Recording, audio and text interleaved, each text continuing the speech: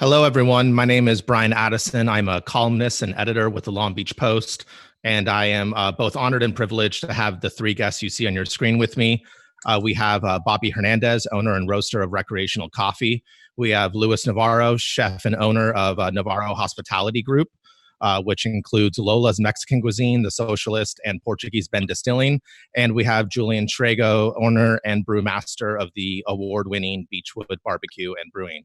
Welcome, gentlemen, and thank you so much for participating in this conversation. Thank you for having me. Likewise. Thank you, Brian. I'm gonna lead off with a question to Julian.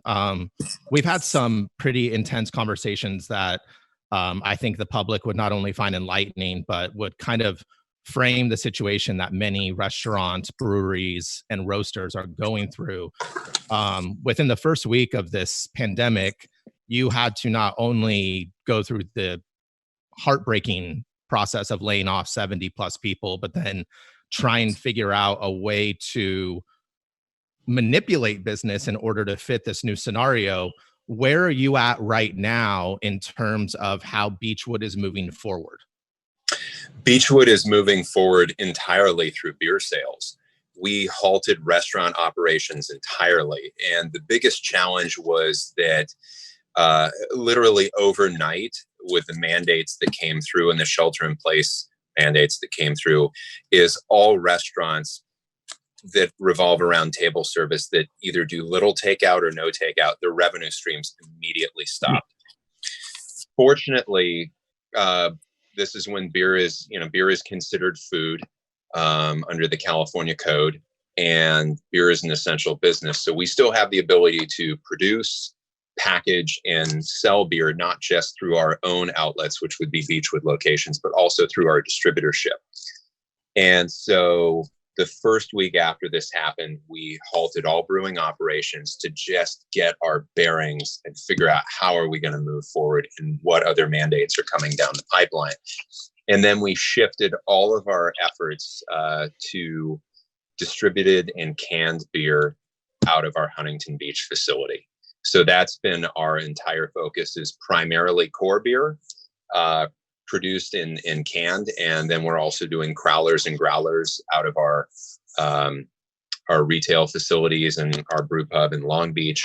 And kind of what we started doing was phasing things in. We said, okay, we'll allow to-go sales. Following week, we said, okay, we can do local deliveries. Week after that, we said, okay, we can now do shipping statewide. So we did everything that we could to maximize our packaged beer sales. Are other breweries able to operate on the level that you're at? You had mentioned earlier when we were talking that kind of basically orders for kind of everything have gone down nationwide. So it's kind of affecting the whole ecosystem. And I think a lot of people like to package this idea around their own city, which of course, because they have pride in it, but they don't understand the larger implications of what all these halts in ordering, processing, and distribution really mean. So I would say yes and no. All breweries in California have the same privileges that we do in terms of what they are allowed to package, what sales they can do on site, what beer they can sell into distribution and ship direct to consumers. But not all breweries own their own canning line. And I feel incredibly fortunate that we have a canning line that we bought 2 years ago, and that we have a large inventory of cans for core beers like Amalgamator and Citraholic that are already paid for.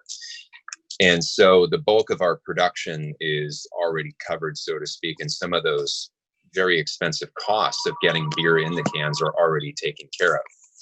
But a brewery that maybe had a really profitable business model of selling beer directly to consumer by the glass, that may have a crowler machine but has no real ability to can beer, they're probably in a tougher situation than we are, because they probably have a lot of beer that they need to sell that may very well be dying on the vine. Now, I want to let the audience know why I chose these three men, and it's because I think they represent really distinct aspects of our food and drink industry. Bobby, of course, roasts and sells coffee, and then Luis is not only a restaurateur, but he opened Long Beach's first distillery. And Luis, when we were talking earlier, I had asked you how alcohol sales were doing, and you said that they were good. but that this hand sanitizer making machine that's come out of the need from distilleries is really where Portuguese Bend is making a bulk of its money. Yeah. So, upon that question, I think a big thing is kind of what Julian mentioned was, we didn't start distilling until, mid-May, early June of last year. And the bulk of the product that we're making fresh in-house was being served out by the restaurant. So, it was a perfect business model at the moment because, we're producing and selling what we're making all in-house. We're right on the verge of starting to get our distribution in place. We had just identified and signed contracts with our distributor. We had landed, one of our first accounts, which is a big account in Hollywood, with the celebrity chef. Things were starting to kick off. And then obviously, comes the pandemic, the state and local mandates to shut down. So we weren't in such a good position. For example, Julian with Beachwood, who, they've been growing their business for years now. Our alcohol is just available at this moment, through our bottle shop indoors. So even though the numbers are up, we're selling alcohol. They're not nearly at the level as when we were able to operate, through the restaurant and bar. And then two, since the fact that we were just starting distribution, but never really got it off the ground before we were kind of grounded, by the mandates. Have the farmers who sell you your grains been affected by this? So that's a slightly different supply chain, but for example, most grain that we use, most grain that American brewers use is grown a little bit in the North Midwest, but mostly in Canada. And a lot of that stuff is harvested in the springtime and malted in the summer and fall. And most barley in North America is housed in what are called grain elevators up in Canada, up in northern Canada. There's probably about a 2 to 3 year supply of base malt for brewing that's already done, ready, set aside. So I don't worry about supply for our immediate needs, but let's just say the main malt supplier for North America was expecting to sell enough malt to make 10 million bottles of beer. And now suddenly every brewery is scaled back and they're only going to be able to sell enough malt to make 500,000 or, like 5 million bottles of beer. So I do worry about people in the supply chain having sales projections and having made investments and already malting that barley. And now they have to sit on it. I don't know what choice they have. I worry about my hop suppliers as well. Most of my hop supplies are contracted several years in advance, and I give them projections based on my needs. And turn, farmers will plant accordingly. And it's not just my brewery, but it's all breweries across the United States. So everybody has scaled back. Now, Bobby, sorry, go ahead. Every brewery has scaled back. So it means that all the suppliers are going to be sitting on excess inventory. And a lot of farmers who plant these agricultural products, that stuff is already in the ground. Does that same issue translate to coffee farmers, Bobby? I know it's a little bit different because you're dealing heavily with international, but what has been your concern, and especially specialty coffee in general, the concerns with the relations of farmers, how much money they're making, and then you guys having to shift to basically selling whole beans, which is vastly less lucrative than your coffee shop being open? Yeah, there's there's several layers to it, because obviously you have your within the supply chain, you have your growers and then you have your importers, and so a lot of the stress right now is kind of hitting the importers, really, because they're sitting on a lot of green coffee, unroasted coffee, and a lot of people are not purchasing right now, for obvious reasons and whatnot. So this is going to be like a ripple effect down the line, as we're going to start seeing, lower purchasing just because of where we are at right now. In the immediate, you're seeing a lot of issues with importation of certain coffees and whatnot. But I really think that the bigger people that are being hit are the importers, because, like I said, roasters aren't buying as much as they had been doing before, because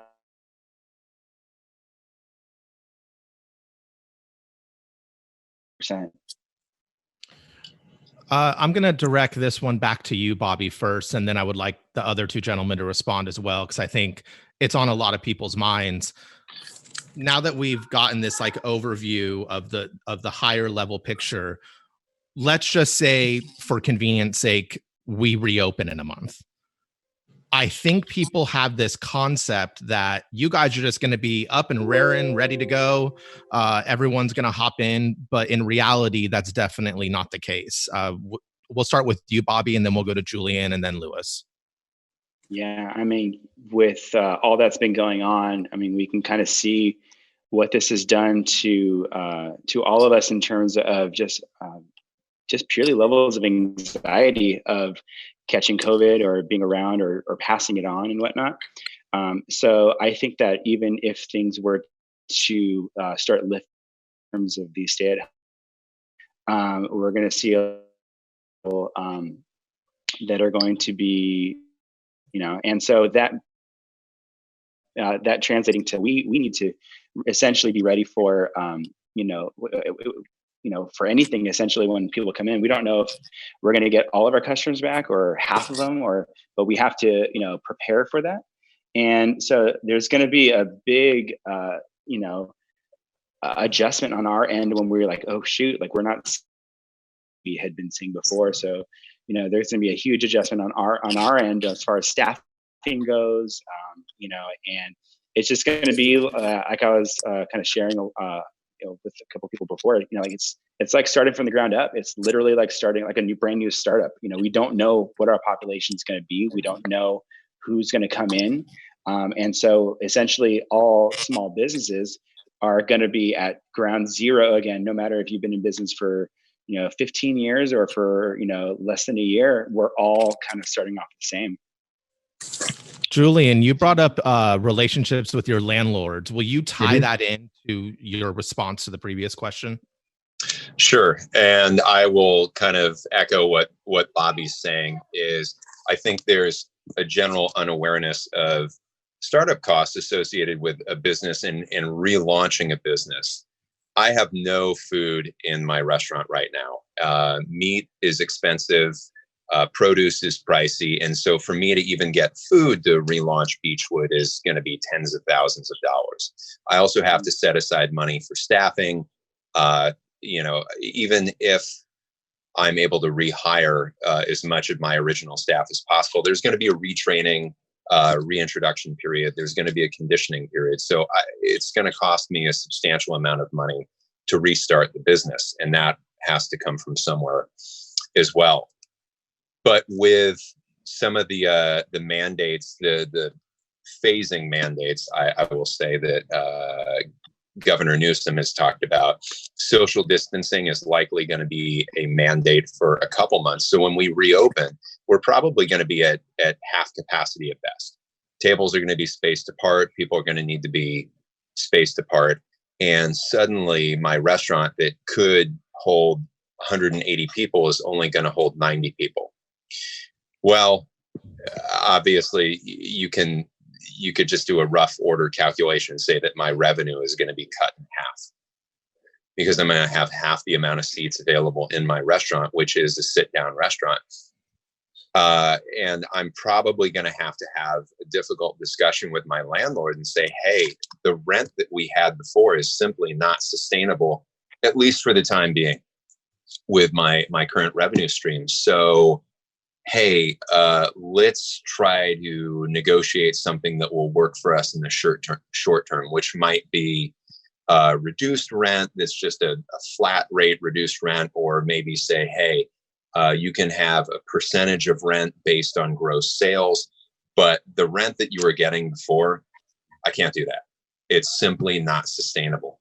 And I think there's going to be a spirit for people to work together, because if I can't pay my rent because my business revenue is cut in half, well, that means I have to close my business. That's not good for me. It's not good for my employees. It's not good for the local economy. It's not good for my landlord. And I think everybody's hand here is going to be kind of forced a little bit. So there's going to have to be compromise all around. Luis, you said something really poignant yesterday when you said that small business always comes second. And I think in the current political climate, that speaks volumes. Could you elaborate on that while also discussing the future of your own 3 places? Yeah, I mean, just to be clear, we live in the United States of America, and it is the land of the free and opportunity. I mean, we here as Americans have so much opportunity, and there's the barriers of entry are lower than anywhere around the world. But I think that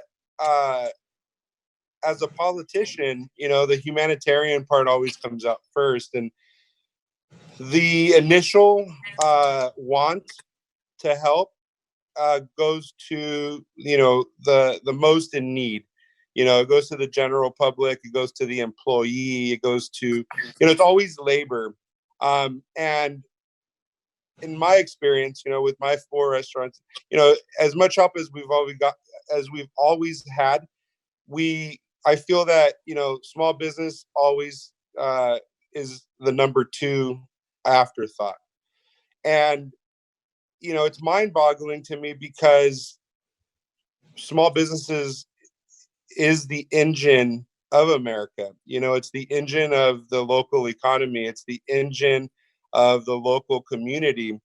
We get flooded with phone calls, when times are good, donations for this, and can you guys help us there? And, I feel, everybody, not only that's on this conversation that we're having now, but I mean, there's hundreds of small business owners that I could think of right now, Dina at the Long Beach Creamery, and, people who are so vested, and we don't hoard the money that we make. We distribute it back into our communities. And sometimes I do feel like we are always looked at as number 2.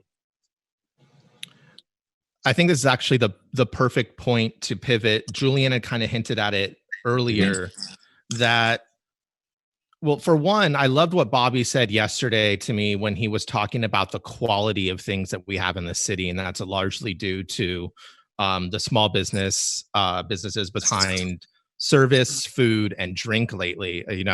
Part of my career is writing about you guys.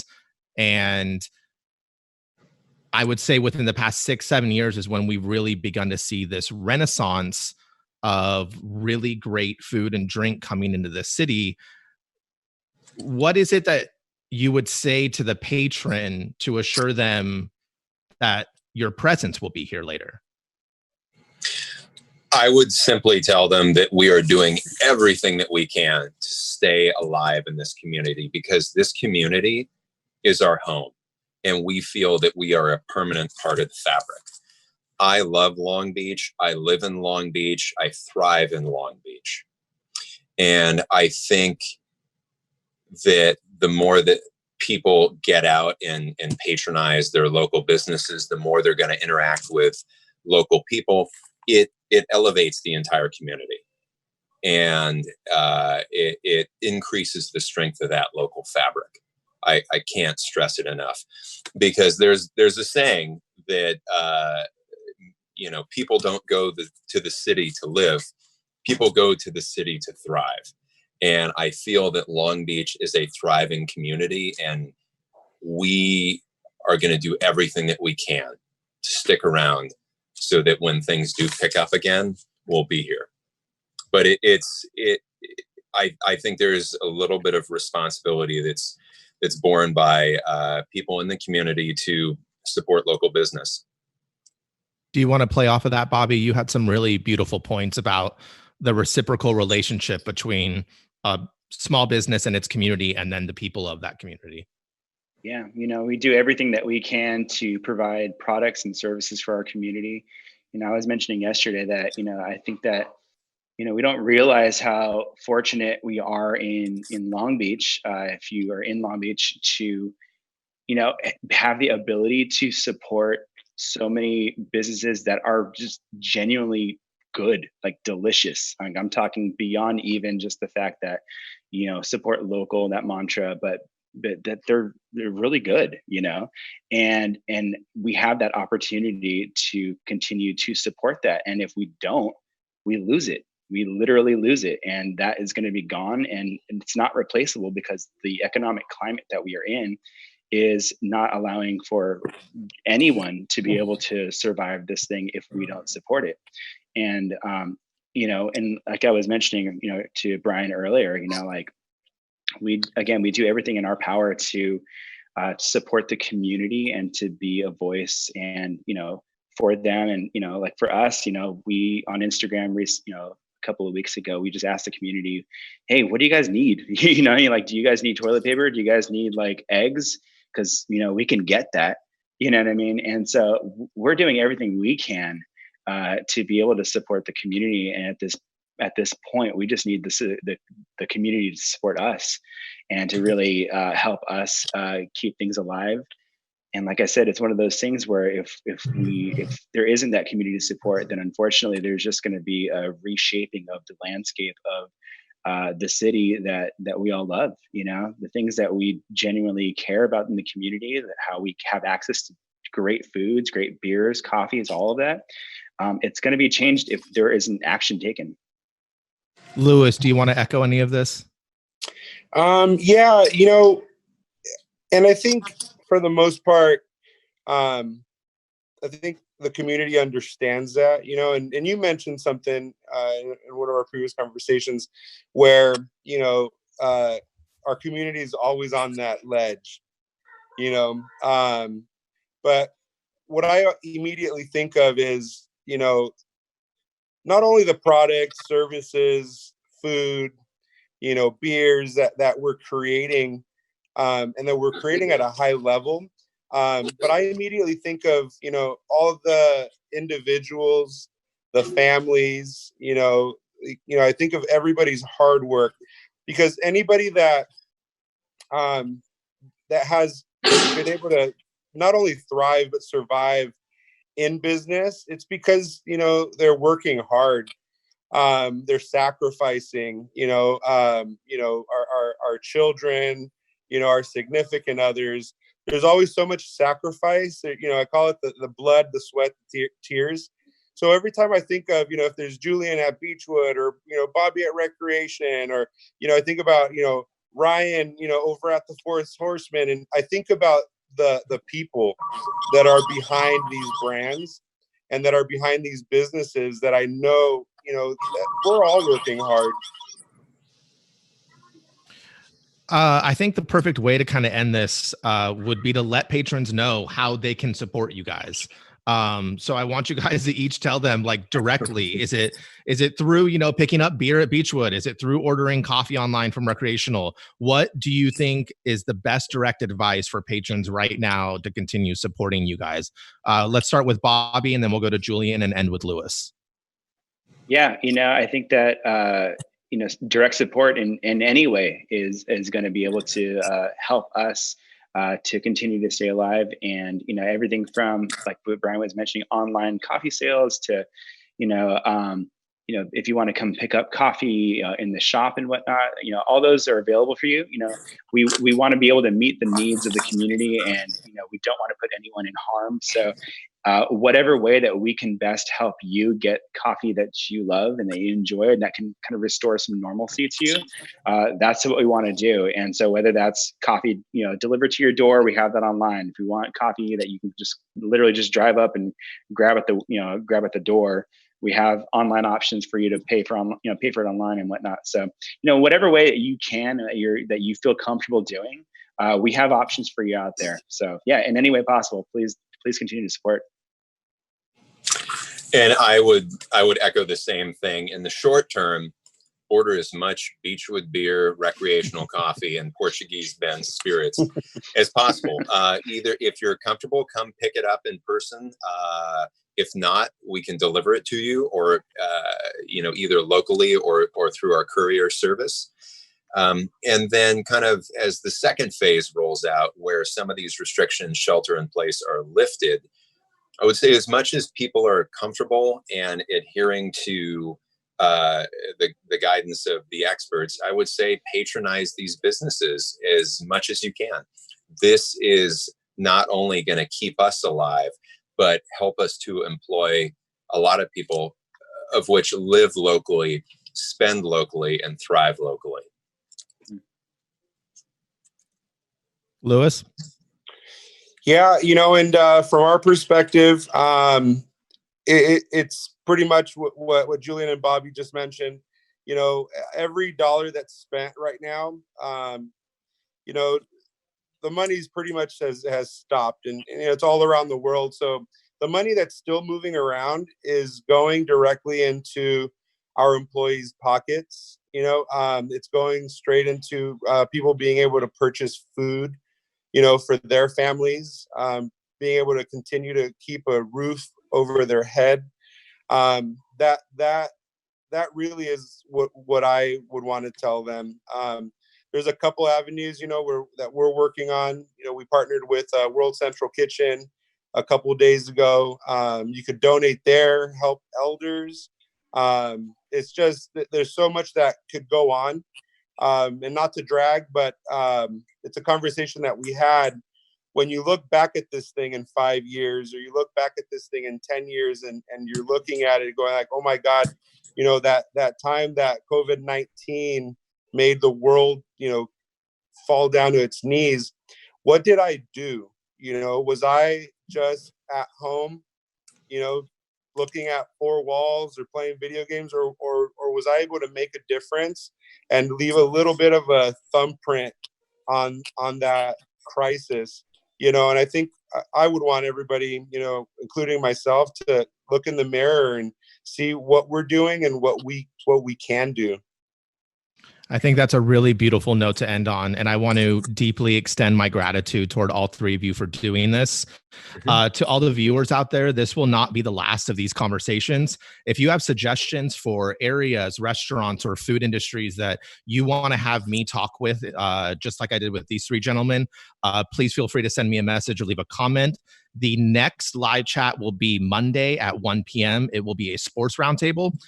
My next one is up in the air to be determined, but I really appreciate you listening. And gentlemen, thank you again. I really appreciate your business and everything you do for this community. Awesome. Thank you, Brian. Thank you, man. Appreciate it. Thank you, everyone. Thank you, Brian. Gentlemen. Bye, guys.